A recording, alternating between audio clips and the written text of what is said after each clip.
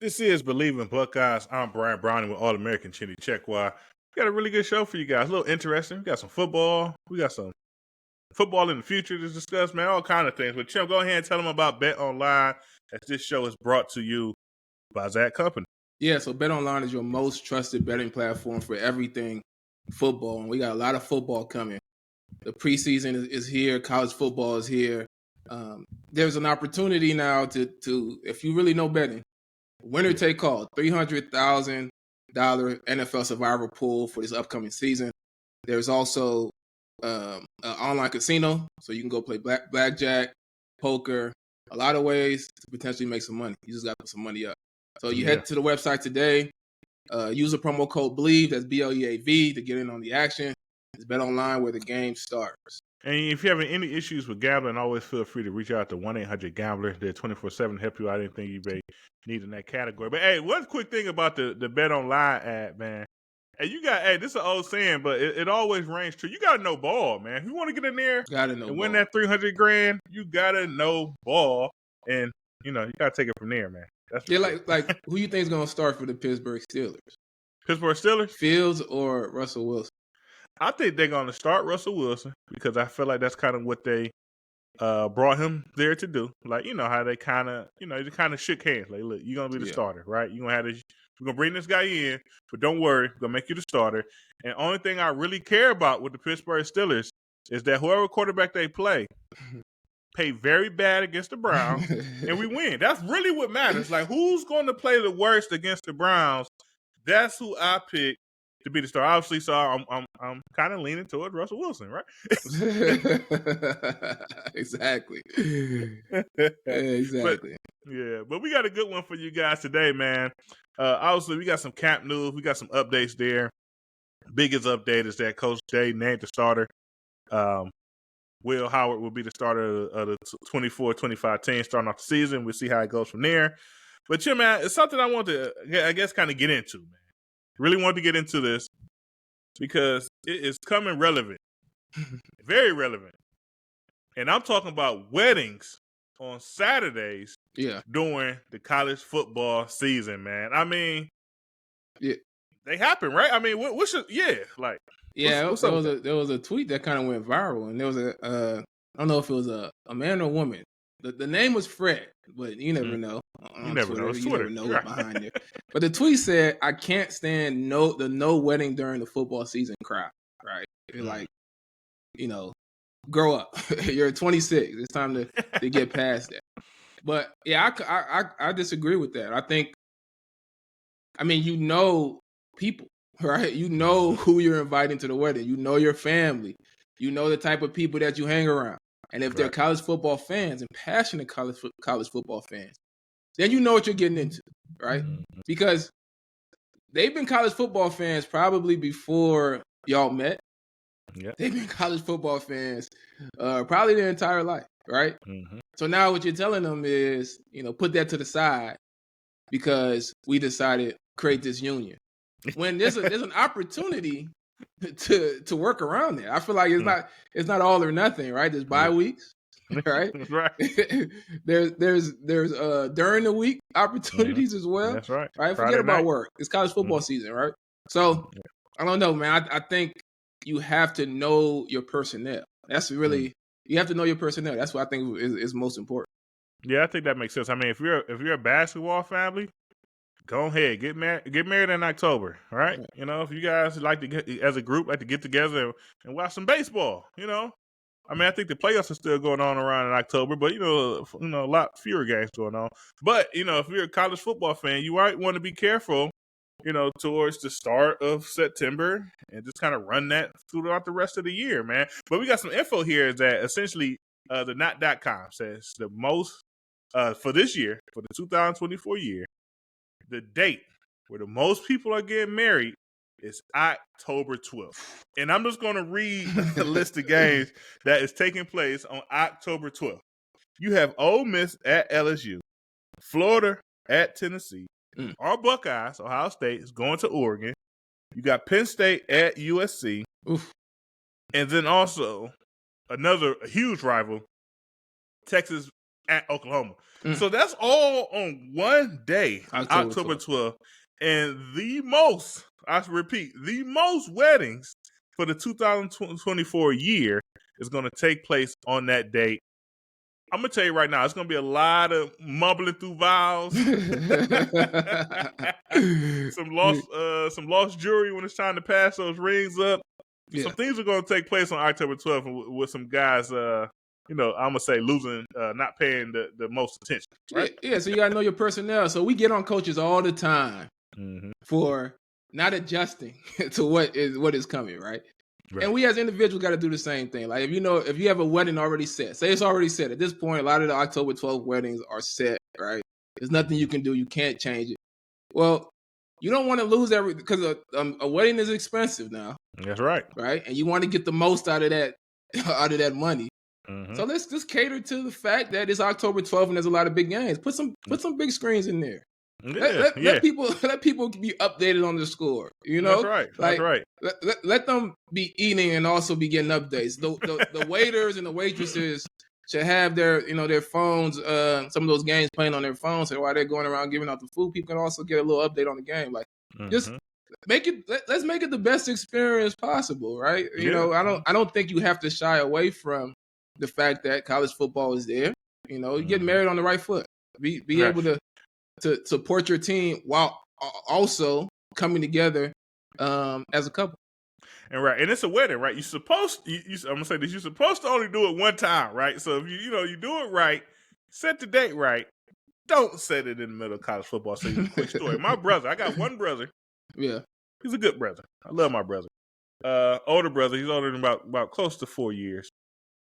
He decided a couple years ago to get married in October. I remember that. At the same time, Ohio State is playing at Penn State in a whiteout, and he got married in Columbus.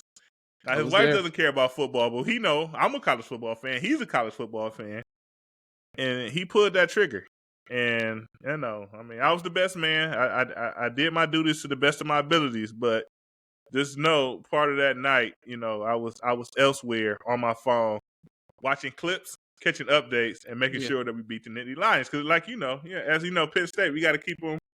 Yeah, it's keep them in their spot. We knew the outcome, but still, we wanted to see the process. And I had the game. I was at their wedding. I was at their reception, and just know my table all saw the game. We all watched the game. We didn't miss a minute of it. So yeah. That was a good table. Good people at that table. But so now we need to get into back to Ohio State, man. Kind of lock back in. We had some news over the weekend here that Ohio State missed out. I'm gonna say again on a 5-star recruit that happens to play on the offensive line. We lost out to Tennessee. David Sanders, he commits to Tennessee over Ohio State. He's a kid from North Carolina.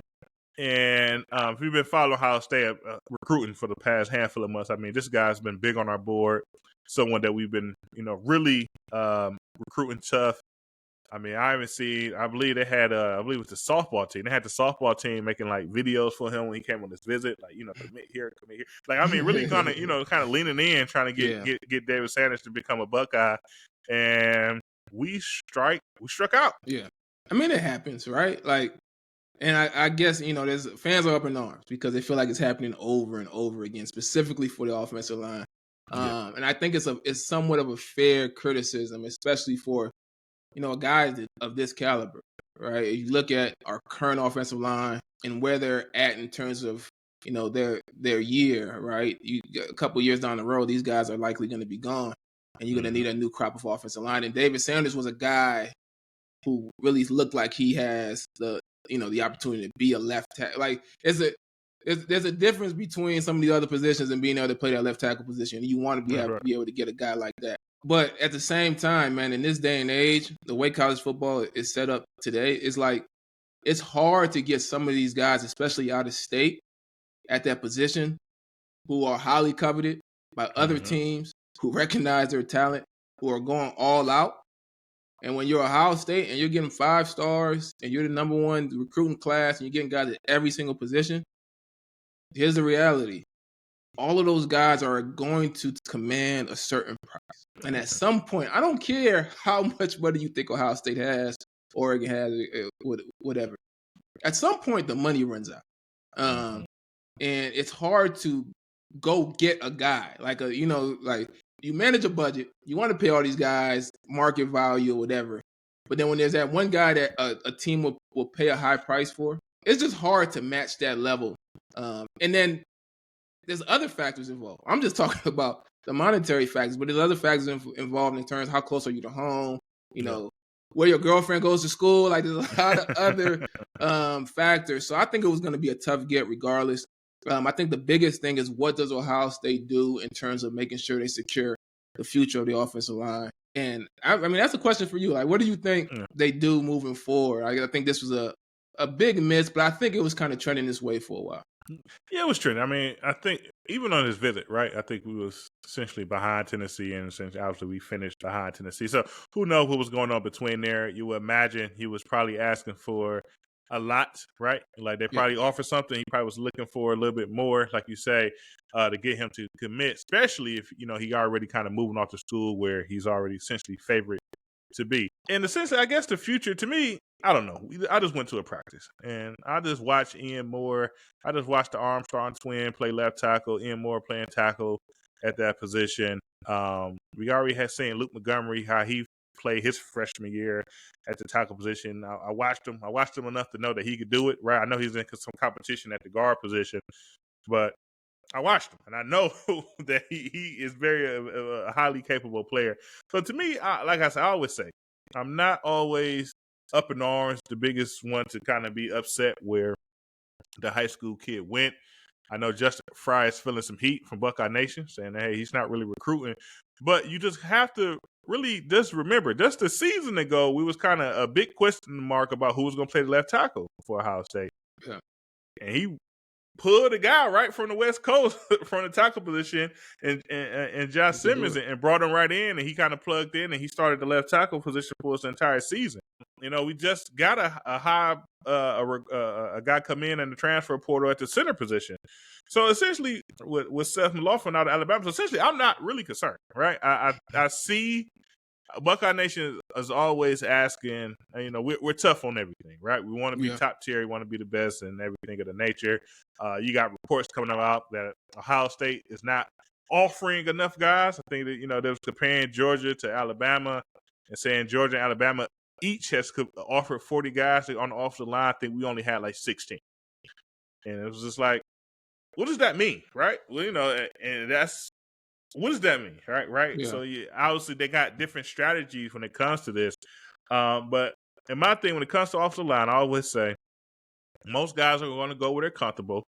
Most guys go to school close to home because that's where they're comfortable with. Right? When they walk in those rooms, they understand that it's not all about them. It's about the whole unit.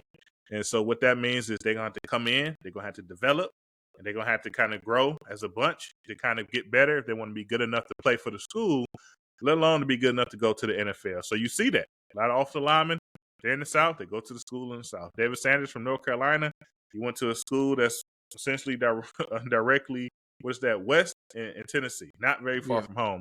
And you see that in the South, right? You got a lot of guys, big guys in Georgia, big guys in Alabama, Texas. These guys tend to go to the schools that's closer to them. And I feel the same thing with Ohio State. 2026 class, we have, I believe, 4 guys within ranked in the top 20 players in the offensive line. One guy's already committed at the offensive tackle position. We have offers to some of those guys as well. Additional, I think we should land them. We need to land them. Yeah. And I think that kind of holds true. When you start talking about the guys that's here now, like I say, the young guys that I just mentioned, Luke Montgomery, Ian Moore, Armstrong twin, they all from Ohio. Those guys are Ohio guys. And so just kind of keep with that, right? You get your Ohio guys, you get them in, you develop them. You kind of, if you hit on a guy here or there, great, fantastic, bring him in. You got Carson Hinsman, who's from Wisconsin. You got Donovan Jackson, who's from Texas. Great, we hit on a couple guys there. And obviously, those are not fry guys when it comes to offering or committing and bringing them in. But, they're here now. And so I think you kind of continue that model. You get your bread and butter from Ohio, build them up, develop them. As if you get a guy from, somewhere else, it's fantastic.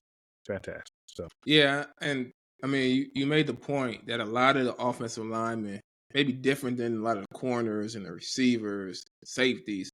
A lot of them stay relatively close to home. I mean, you get some guys going across the country, but it's not as prevalent as some of these other positions. And I think Ohio State is kind of figuring that out in real time. Like they're figuring out as we jumped into this NIL era, how do we manage our offensive line? Well, we may have to go on the portal and get a guy who's already developed, already experienced to play like a center position, or a guy who we already know can play the left tackle position, right? In certain cases, because some of these highly touted guys, you get them in, you realize, I mean, they can't really play the left tackle position. Like, that's just the reality. And how many of those guys are you able to get from across the country? I think it's challenging. The one thing that is different now is back in the day, like if you were recruiting, you mentioned like Alabama and Georgia putting out a ton of offers, right? Yeah. But you're not taking 40 guys. So 40 guys committed. How many of those guys you actually, right? So a lot of those offers ain't realistic. But back in the day, like you could recruit a bunch of guys and, a guy couldn't tell whether or not, it's hard to tell like how high a team is on me, right? You're looking at different things. I remember going to Florida State and I knew CJ Spiller was their top guy because he's on the sideline meeting Deion and I'm in the stands watching the spring game from the stands. And I was like, okay, Deion play corner, I play corner. I didn't get introduced to Deion on the sideline and watch from the sideline. So that's the way I'm trying to figure out how they value me. But now today, it really just say, like, this is how much you're going to pay. And then another school comes in and says, we're recruiting you hard, but this is how much we're going to pay you. And then as a player, now you're looking at the facts. Okay, how close? I'm comfortable here. It's close to home, and they're willing to go above and beyond. All right, so it's just a different world now. And I think that extra incentive of this guy not being too far or growing up in Ohio and wanting to go to Ohio State gives you that edge. And they're going to have to play that. I know Urban came on here and said one thing that's changed is that it's hard to win a national championship where all 5 of your starters are just from in the state like they did, the last time. And you got to go get those guys from outside the state. But the reality is their batting average on the guys outside the state and from the South is not going to be as high, right? And you may need to go get that guy a couple years later after he develops and wants to change the scenery, like a Seth or someone else. So I think that's just going to be the reality, man. And I'm like you. I'm not as concerned because of this one, decision. Yeah. But my biggest concern is mostly, okay, what is their approach in the future? Like, what is their focus? And I think they're figuring it out in real time. And I do think 2026 class is going to be a much stronger class, a class made up of more guys who are closer to Ohio State. And I think they're going to be real selective with who they're recruiting. And I think that might be the right approach moving forward. Yeah. And this quick shout out, 25 class do have 2 offensive linemen in it. Both of those guys are from Ohio. And that's just, Carter Lowe and kid from Westerville. So, so, I mean, that's the offensive line. I mean, I'm not, like I said, if the offensive line play bad this year, yes, this is maybe something needs to happen with Fry.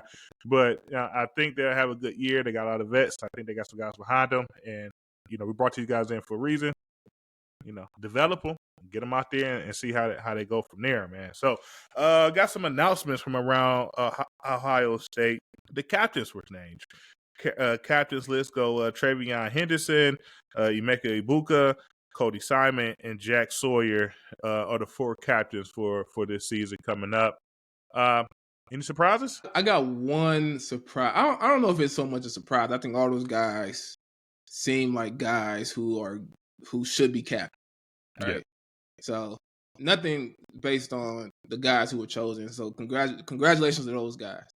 I guess my one surprise is that there's not a defensive back in the mix. And I feel like defensive backs, especially corners, are less likely to get selected as a captain. And maybe I'm just looking it through a corner's eyes. But with the level of talent in the defensive backfield this year, the level of experience, I mean, you're talking Denzel Burke, who started since he's been at Ohio State. Jordan Hancock, who had a crazy, amazing year at the nickel position. Davidson Igbenogson, who I think just increased the level of competition at that level. You got Caleb Downs, who came in You got Lathan Nathan Ransom Ransom. back there. It's like, dang, not one of those guys, right? But Yeah. I mean, it is how it is. I always had. I always felt like when captains are chosen, it never truly is the player vote, right? But I'm not gonna go too deep in there. But congrats to those guys. I saw the videos of the position coaches calling the parents and letting them know. I thought that was a great moment, and that's something that they can carry the rest of their lives. But I like to ask you, being a former Mhm. captain yourself, Mhm. what does that mean to a player to be selected as a captain? Yeah, obviously at Ohio State, it's a huge honor, right? I mean, right when I went to school, it was something that was always on my goal sheet, right? One day I'd like to be a captain of the team. And essentially, to me, and the first time I remember when I was our fourth year, our redshirt junior. If you recall, we only had 3 captains, right? And we had like a floating captain, if you recall. And we played a game in Cleveland. We was playing Toledo, and so since it was the second game of the season, and Tressel had announced that I would be the captain for that week since was going to Toledo, playing them in Cleveland. You go home and you could be a captain. And then obviously my senior year, I was elected captain, voted by the players. I don't know about that fan, but no, but when it comes to being a captain, though, it's like really, obviously, it's a lot of leaders, and everyone has to be their own leader, right? And everyone has to do whatever they need to do to be their best selves, so we could be a great team. Obviously, you have a senior class, right? We're Yeah. seniors together, and I expect him to be the running the defensive backs as he plan counsel me for me kind of keeping a tune on the offensive line. But to me, it's just really trying to keep the pulse of the team, right? Obviously, everyone knows the goal as a team, right? Win games, beat Michigan, beat Big Ten champions, go on, try to win the national championship from there. And I feel like the captain's just, overall, it's your job to kind of keep that pulse going, right? Talking to some of the younger guys or some of the walk-on guys to kind of making sure that they're tuned to their job and knowing what is needed from them for us to be a national championship team. Keeping up with the guys that's on the field and making sure that they're trying to make solid decisions on and off the field to kind of be in tune to, once again, the goal of the team and win games from there. So I think that's really the biggest thing is for me when I was a captain is the relationship. I need to make sure I have a good relationship with my team, everybody that's on the team. So if I need to challenge them, they understand who it's coming from. They know me enough to know that he's challenging me for a reason because I need, because we're behind that goal and he knows me. Right? We had jokes, we had laughs. So now it's time to be serious and pick things up that they could watch me do it, and Yeah. they know that they need to do it as well, so we can try to accomplish those goals as a unit. Yeah, So. this team, which is a team with a lot of experience, this is going to be the year of experience, and we should see that throughout the season. We should see the improvement. We should see the approach every game because the group that they have a lot of leaders. Yeah. Obviously, they have the captains, but they have a group of guys who have been there for a few years, who are leaders on the field, who are leaders off the field. So I'm excited to see this group really in action. And even some of those guys I mentioned, those defensive backs, who may not necessarily be captains, but they're definitely leaders out there. So That's for I'm really sure. excited to see this group be able to continue to show that leadership on and off the field this season. That's right. And then Cody Simon is named the Black O awardee, and obviously, I think the definition on this kind of varies, but they usually get that to the player that they feel is key to the team, a hard worker, someone that kind of brings it emotionally and also could bring it verbally when needed. So shouts out to Cody Simon. He'll be wearing number 0 this season. But I'm gonna be frank, man. I never loved that number 30 that he was rocking anyway, man. So I'm glad he gets to move over to that number 0, man. That's for sure. Yeah, that's what's up. Shout out to Cody Simon for sure. Shout out to Cody Simon. But yeah, that's our show for today, guys. Obviously, we'll continue to bring you news as camp should be kind of winding down. We kind of get closer to that to game week, and Game week from is here. coming up. So yeah, we'll obviously be bringing you news there. At least you know who wins out on a couple more positions that's up in the air. I think offensive line is really like the last thing. That right guard position, last thing that needs to be, I guess, said out loud. So we'll bring news there and bring our thoughts. We'll have college football this weekend. Couple games going on this weekend. High school football kicks off. So We made it. We survived the summer. Survive. Get on Bet Online if you want to make some bets. It's here now. But remember, you got to know ball. Don't get on there if you don't know ball. You got to know ball. But that's our show for the day, guys. We like to end all our shows for the OH. Ayo. Go Bucks. We'll catch you guys here soon. Go Bucks.